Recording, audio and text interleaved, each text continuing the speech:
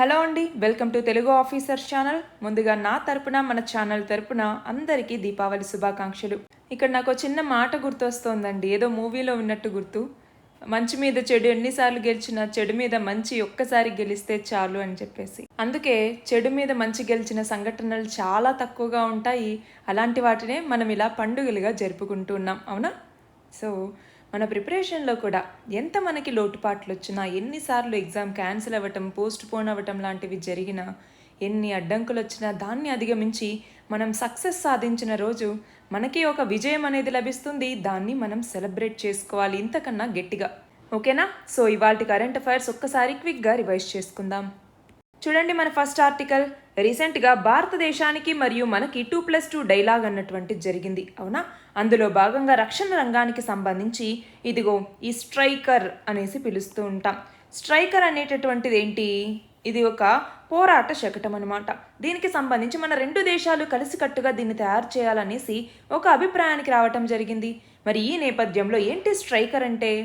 చూడండి, ఇది 8 చక్రాలతో ఉండేటటువంటి ఒక సాయుధ పోరాట శకటం. జనరల్ డైనమిక్స్ ల్యాండ్ సిస్టమ్స్ అనేటటువంటి సంస్థ దీనిని ఉత్పత్తి చేస్తోంది. అయితే అమెరికా సైన్యం కోసం కెనడా, బ్రిటన్ ఈ దేశాల్లో ఉండే కర్మాగారాల్లో వీటిని తయారు చేస్తూ ఉన్నారు. అయితే చూడండి, రెండవ ప్రపంచ యుద్ధంలో పోరాడినటువంటి అమెరికా సైనికుడైన సువార్ట్ ఎస్ స్ట్రైకర్, ఈయన వియత్నాం పోర్లో ధైర్య సాహసాలు ప్రదర్శించారు అన్నట్టుగా ఆ పేరుని ఈ శకటానికి పెట్టడం జరిగింది. అయితే ఈ స్ట్రైకర్స్నే రీసెంట్గా ఉక్రెయిన్కి కూడా అమెరికా ఇచ్చింది. అంతేకాదు బ్రాడ్లీ శకటాలు, అబ్రామ్స్ ట్యాంకులతో కలిసి రష్యా మీద యుద్ధానికి ఉక్రెయిన్ సైన్యం అన్నటువంటిది ఈ స్ట్రైకర్లను ఉపయోగిస్తోంది. అయితే దీని యొక్క ఇంజన్ చూడండి, క్యాటర్పిల్లర్ C7 350 HPతో ఇది నడుస్తుంది. సిబ్బంది 2. వేగం గంటకి 100 కిలోమీటర్లు వెళ్తుంది. పరిధేమో 480 కిలోమీటర్లు. బరువు 19 టన్నులు. అయితే ఈ స్పెసిఫికేషన్స్ అన్ని మనం తప్పనిసరిగా గుర్తుపెట్టుకోవాలని లేదు, కానీ స్ట్రైకర్ అంటే ఏంటి? ఇది ఒక సాయుధ పోరాట శకటం. దీనిని మన భారతదేశం ఏ దేశంతో కలిసి తయారు చేయాలనుకుంటోంది అంటే అమెరికా. ఇవి గుర్తుపెట్టుకోండి. మన నెక్స్ట్ ఆర్టికల్ చూడండి, ఇథనాల్కి సంబంధించి. ఇథనాల్, దీనినే ఇథైల్ ఆల్కహాల్ అని కూడా పిలుస్తూ ఉంటాం. ఇథైల్ ఆల్కహాల్ అనేసి. సో ఇది ఒక బయోఫ్యూయల్ అనమాట. షుగర్ కేన్ నుంచి, కార్న్ నుంచి, వీట్, రైస్ ఇలా వివిధ రకాల ప్రొడక్ట్స్ నుంచి వీటిని మనం తయారు చేయొచ్చు.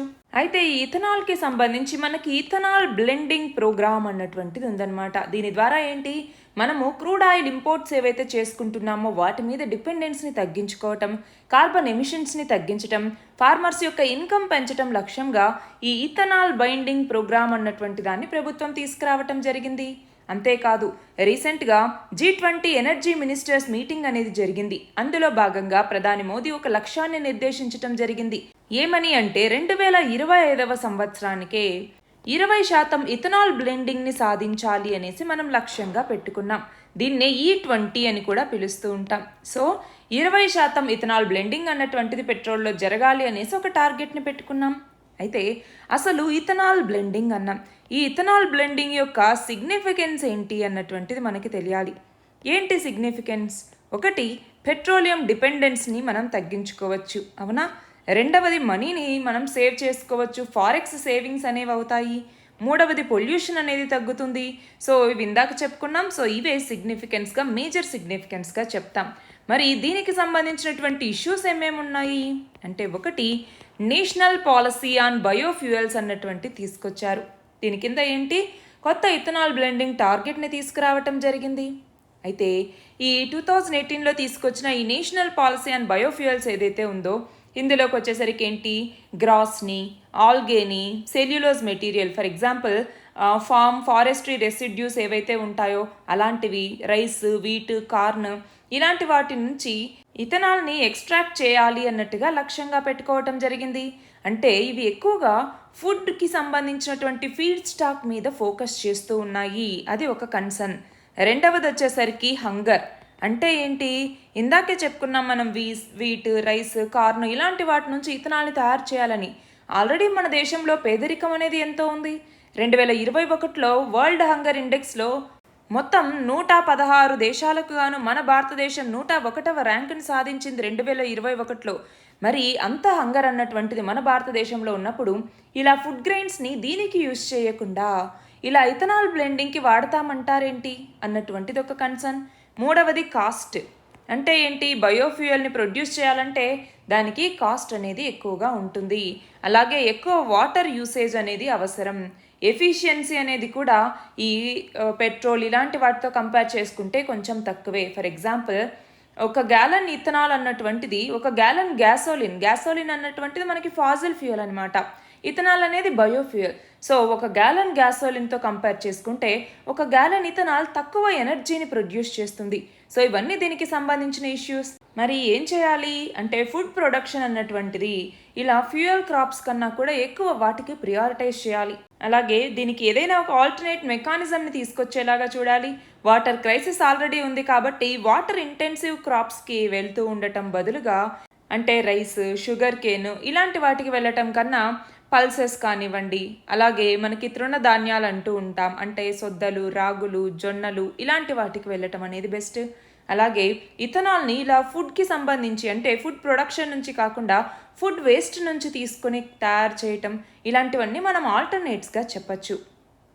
మన నెక్స్ట్ ఆర్టికల్ చూడండి. రాజస్థాన్లో ఉన్నటువంటి సిరోహి జిల్లాలో ఉన్న మౌంట్ అబూ, దీని దగ్గరలో ఉండేటటువంటి పిండ్వాడా నియోజకవర్గం పరిధిలో షేర్షావ్ గ్రామ ఓటర్లు ఎవరైతే ఉన్నారో వీళ్ళు అక్కడ స్థానిక బూత్లో ఓటు వేయబోతూ ఉన్నారు. అయితే ఇది ఏంటి న్యూస్ అంటే చూడండి, మౌంట్ అబూ సమీపంలో దాదాపు 4921 అడుగుల ఎత్తున ఈ గ్రామానికి కనుక పోలింగ్ సిబ్బంది చేరుకోవాలంటే అటవీ సిబ్బంది సహాయం తీసుకొని 18 కిలోమీటర్లు నడవాల్సి ఉంటుంది.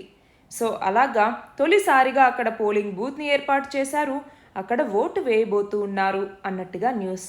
నెక్స్ట్ ఇక్కడ ఇంకొక న్యూస్ చూడండి. మన ప్రధాని నరేంద్ర మోదీ ఒకప్పుడు ఒక కవిత రాయటం జరిగింది. ఆ కవితని అబండెన్స్ ఇన్ మిల్లెట్స్ అనేటటువంటి ఒక పాటగా రూపొందించారు గాయకురాలు అయినటువంటి ఫాల్గుని షా లేదా ఫాలు అంటాము.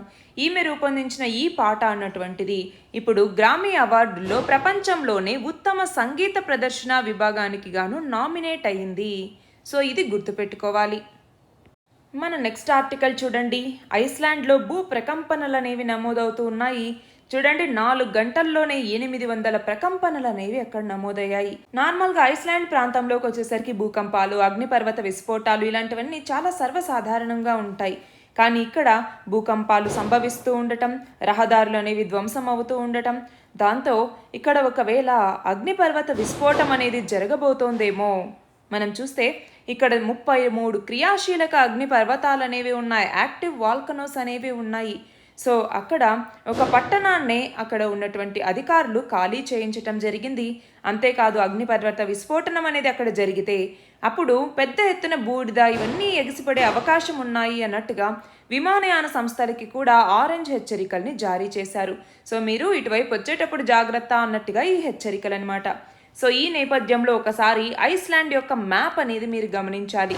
దీని చుట్టూ ఉన్నటువంటి ప్రదేశాలు ఏంటి అంటే సముద్రం అనేది చుట్టూ ఉంది, అది ఏంటి, దగ్గరగా ఉన్నటువంటి ఖండాలేంటి, దగ్గరగా ఉన్న ప్రదేశాలేంటి, ఇందులోకి సంబంధించి ఏవైనా ఇంపార్టెంట్ ప్లేసెస్ అనేవి గుర్తుపెట్టుకోవాలా అన్నట్టుగా ఒకసారి మ్యాప్ అనేది చూసుకోవాలి. నెక్స్ట్ ఆర్టికల్ చూడండి. హమాస్ ఇజ్రాయెల్ వార్కి సంబంధించి గాజాలో ఉన్నటువంటి హమాస్ సడన్గా ఇజ్రాయెల్ మీద దాడి చేయటం, దానిని ఇజ్రాయెల్ ఖండిస్తూ ప్రతిదాడి అనేది చేయటం, అందులోనూ ముప్పేట దాడి చేయటం, ఇటు భూతలం నుంచి దాడి చేయటం అలాగే ఇటు గగనతలం నుంచి దాడి చేయటం ఇవన్నీ జరుగుతూ ఉన్నాయి. ఆ నేపథ్యంలో ఓఐసి అంటే ఏంటి, ఇస్లామిక్ సహకార సంస్థలు ఏవైతే ఉన్నాయో ఈ ఇస్లామిక్ సహకార సంస్థల యొక్క శిఖరాగ్ర సదస్సు అనేది రీసెంట్గా సౌదీ అరేబియాలోని రియాద్లో జరిగింది. అందులో స్వీయ రక్షణ అంటే సెల్ఫ్ డిఫెన్స్ అని చెప్పేసి ఇజ్రాయెల్ చాలా ఘోరాలకు పాల్పడుతోంది అన్నట్టుగా అరబ్ మరియు ముస్లిం దేశాలన్నీ కూడా దీన్ని ఖండించటం జరిగింది. అంతేకాదు ఇక్కడ ఇరాన్ అన్నటువంటిది ఇజ్రాయెల్ మీద ఉగ్ర ముద్ర వేయాలి అన్నట్టుగా కూడా చెప్తోంది. సో ఇవాళ దివాళీ కదండి, కొంచెం క్రాకర్స్ అనేవి చుట్టుపక్కల నుంచి డిస్టర్బెన్స్ అనేది ఉంటుంది, కొంచెం అడ్జస్ట్ చేసుకోండి. మన నెక్స్ట్ ఆర్టికల్ చూడండి. ఉత్తరాఖండ్లో ఉమ్మడి పౌర స్మృతిని తీసుకురాబోతూ ఉన్నారా అన్నట్టుగా.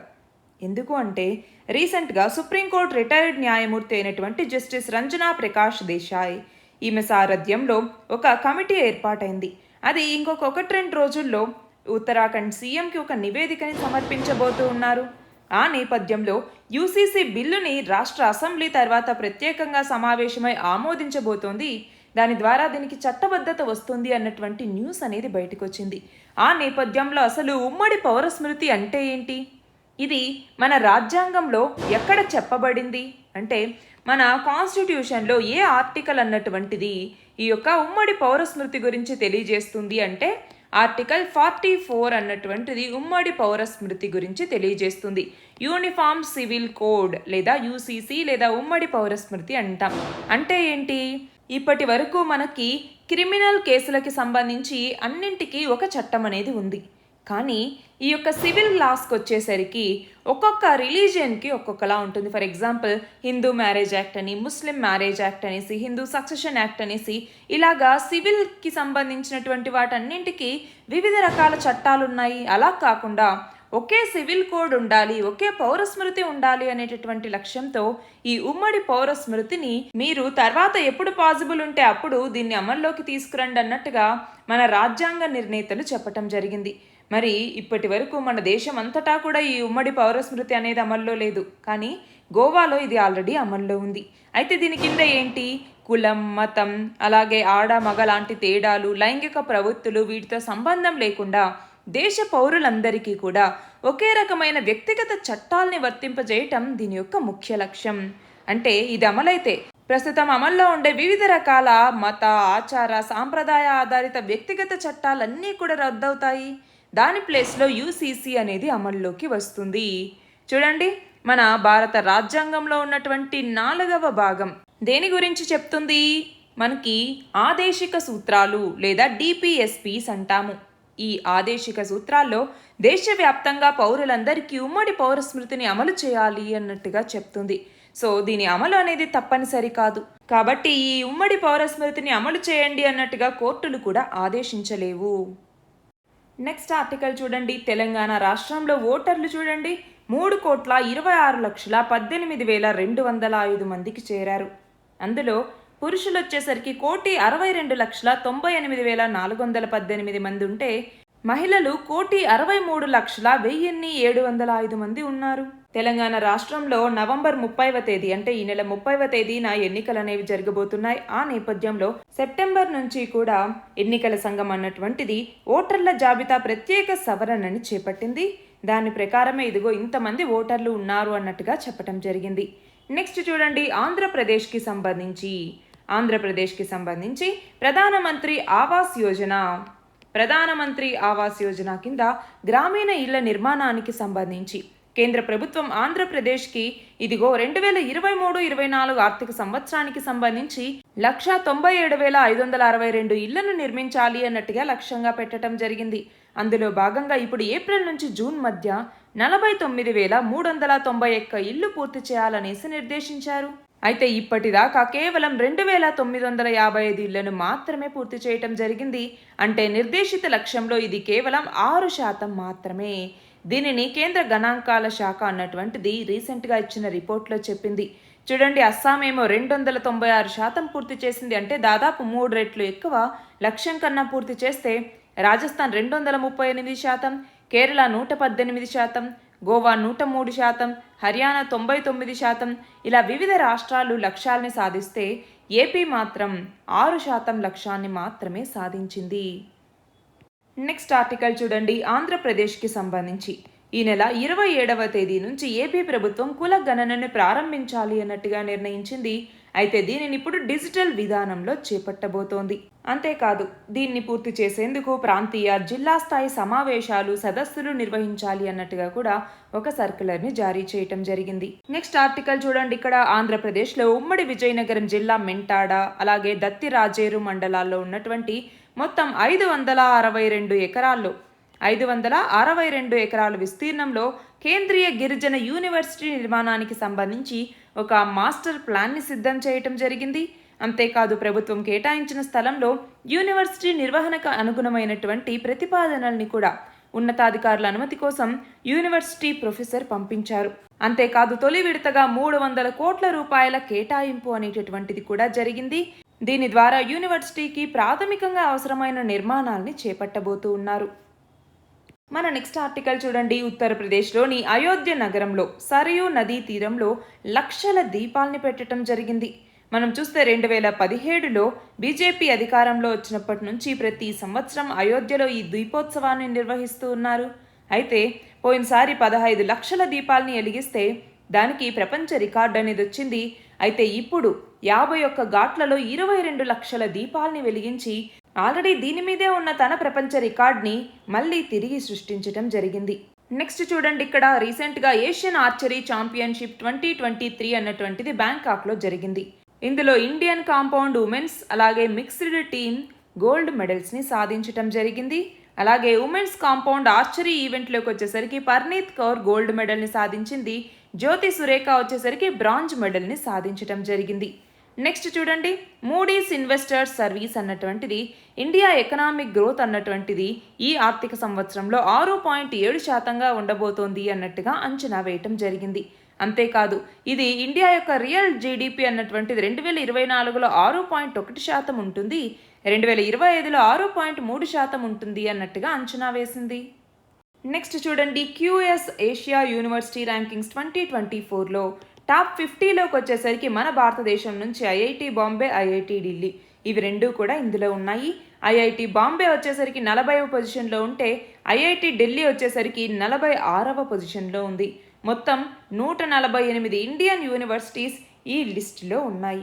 నెక్స్ట్ చూడండి, సీనియర్ బ్యూరోక్రాట్ అయినటువంటి హితేష్ కుమార్ ఎస్ మక్వానా ఇతను సర్వేయర్ జనరల్ ఆఫ్ ఇండియాగా అపాయింట్ చేయబడ్డారు. గుర్తుపెట్టుకోవాలి, సర్వేయర్ జనరల్ ఆఫ్ ఇండియా అన్నటువంటిది సర్వే ఆఫ్ ఇండియా, ఇది department of science and technology కింద ఉంటుంది. నెక్స్ట్ చూడండి, ఏ దేశానికి చెందిన 64 ఏళ్ల రచయిత జాన్ ఫోసే ఈయన నోబెల్ సాహిత్య పురస్కారాన్ని ఈ సంవత్సరం గెలుచుకున్నారు. అంటే నార్వేకి సంబంధించినటువంటి వ్యక్తి. నెక్స్ట్ చూడండి, భారత్కి చెందిన ఏ బ్యాడ్మింటన్ జోడీ ఇటీవల డబుల్స్లో ప్రపంచ నెంబర్ 1 ర్యాంకును సాధించింది అంటే సాత్విక్ సాయిరాజ్, చిరాగ్ శెట్టి వీళ్ళ యొక్క జోడీ. చివరిగా చూడండి, 19వ ఆసియా క్రీడల్లో భారత్ మొత్తం ఎన్ని పతకాలు సాధించింది అంటే 107 పతకాలు. అందులో 28 స్వర్ణాలు, 38 రజతాలు, 41 కాంస్యాలు ఉన్నాయి. ఇవి ఇవాల్టి ఇంపార్టెంట్ ఆర్టికల్స్. అందరికీ మరొకసారి దీపావళి శుభాకాంక్షలు. All the very best and thank you very much.